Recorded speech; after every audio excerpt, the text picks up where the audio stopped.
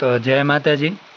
આજે જે વિડીયો બનાવવાનું કારણ ખાસ તે છે કે ભાઈ છેલ્લા 4-5 દિવસ થયા કાઠિયાવાડ એટલે કે સૌરાષ્ટ્રની અંદર વરસાદ જે અત્યારે શિયાળો ચાલુ થઈ ગયો હોય છે, તો શિયાળાની અંદરની જગ્યાએ અત્યારે ચોમાસું સ્ટાર્ટ થયું હોય તેવું દેખાઈ રહ્યું છે।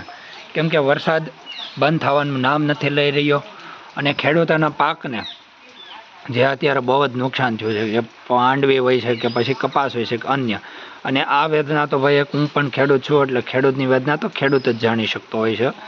એટલે કહેવાનો અર્થ એ પણ થાય છે કે ભાઈ આપણે જ્યાં લગી જે કુદરતની સામે પર્યાવરણ કે પ્રકૃતિની સાથે આપણે છેડછાણી કરશું તો આ એક કુદરતનો સંકેત છે કે ભાઈ ઘણું બધું થઈ શકે હજી જો આપણે નહીં સમજી તો।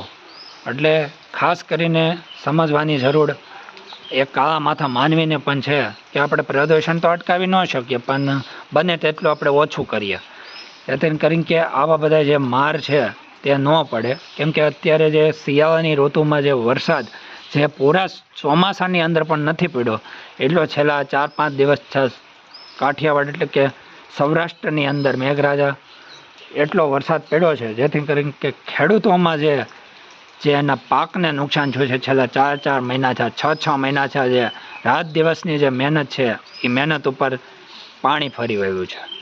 એટલે વિડીયો વધુમાં વધુ શેર કરજો અને મારા વાલા આ ખેડૂતો સુધી પહોંચાડજો। જય માતાજી।